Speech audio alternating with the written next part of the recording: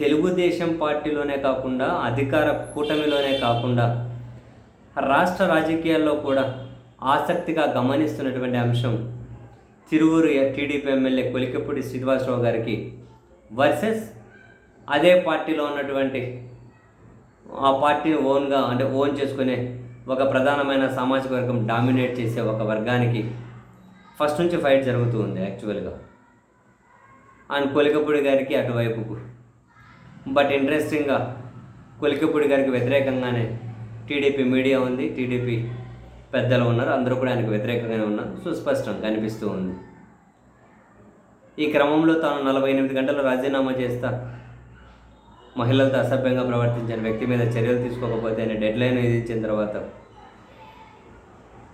Telugu Desam party అధిష్టానం ఆయన మీద ఒక కమిటీ వేసింది. గత 10 నెలల్లో ఆయన వ్యవహార శైలి మీద ఒక నివేదిక ఇవ్వండి అని.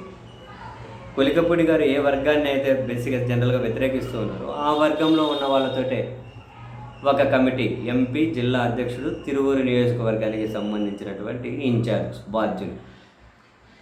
సరే, వాళ్ళు ఏం నివేదికిస్తారు, టీడీపీ ఎలాంటి నిర్ణయం తీసుకుంటుంది, ఫైనల్గా కొలికపూడి శ్రీనివాసరావు గారి తర్వాత స్టెప్ ఏంటి అన్నది చూడాలి.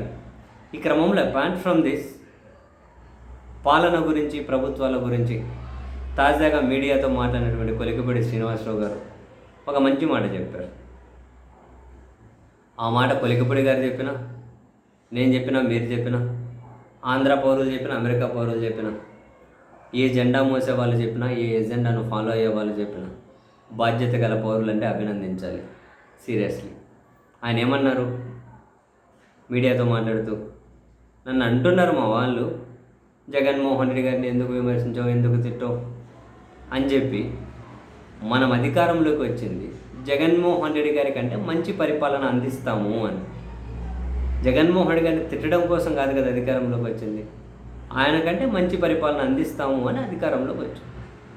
అంతేగా, ఏ ప్రభుత్వమైనా మారింది అంటే తర్వాత అధికారంలోకి వచ్చేవాళ్ళు మరింత మంచి పరిపాలన అందించే విధంగా పౌర సమాజం, మీడియా వాళ్ళ మీద ఒత్తిడి తీసుకురావాలి. పాలకులు ఆ దిశగా ఆలోచించాలి. 10 నెలల కాలంలో ఆంధ్రప్రదేశ్లో జరుగుతున్నది ఏంటండి? అధికారంలో ఉన్నా జగన్నే తిట్టాలి, అధికారంలో లేకపోయినా జగన్నే తిట్టాలి. ప్రతిపక్షంలో ఉన్నా జగన్నే తిట్టాలి, అధికార పక్షంలో ఉన్నా జగన్నే తిట్టాలి. పత్రికలు జగన్నే తిట్టాలి, టీవీ ఛానల్లో జగన్నే తిట్టాలి. వీళ్ళు ఏం చెప్పారు? మేము అధికారంలోకి వస్తే జగన్ కంటే మంచి సంక్షేమం ఇస్తాము. ఇచ్చారా? జగన్ కంటే మంచి అభివృద్ధి చేస్తాం. ఏం చేశారు? జగన్ 17 మెడికల్ కాలేజీలు, ఆ ప్రభుత్వ మెడికల్ కాలేజీలో సీట్లు ఇచ్చినా కూడా వద్దని చెప్పారు వీళ్ళు. ఎంత అన్యాయం!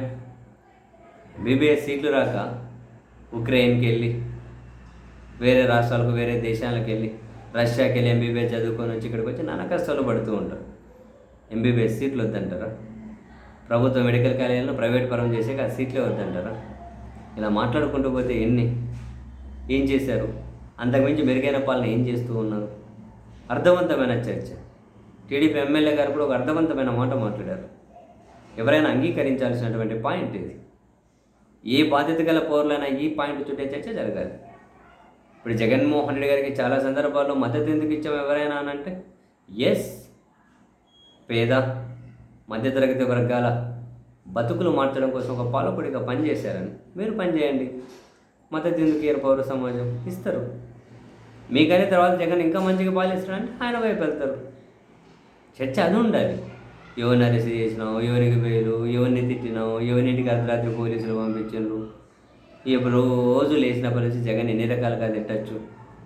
దీనికోసం అంటే అధికారం వచ్చింది. బాధ్యత గల పౌరులు ఎవరైనా ఇటువంటి 10 నెలల కాలంలో ప్రభుత్వ విధానాలను సమర్థిస్తారా? సమర్థించారు అంటే వాళ్ళ ముడి వంక వాళ్ళే నిప్పు పెట్టుకున్నట్లు. ఈరోజు ఐసుగడ్డలాగా చల్లగా అనిపించవచ్చు, రేపు అదే ఐసుగడ్డ అగిరిపోవచ్చు. ఎవరైనా కూడా ప్రజాస్వామ్య వ్యతిరేక విధానాలకు మద్దతు ఇవ్వకూడదు. అల్టిమేట్గా నిన్నైనా కాపాడేది ప్రజాస్వామ్యం, చట్టం, రాజ్యాంగం. పాలకులు ప్రజల శ్రేయస్సు కోసం పనిచేయాలండి.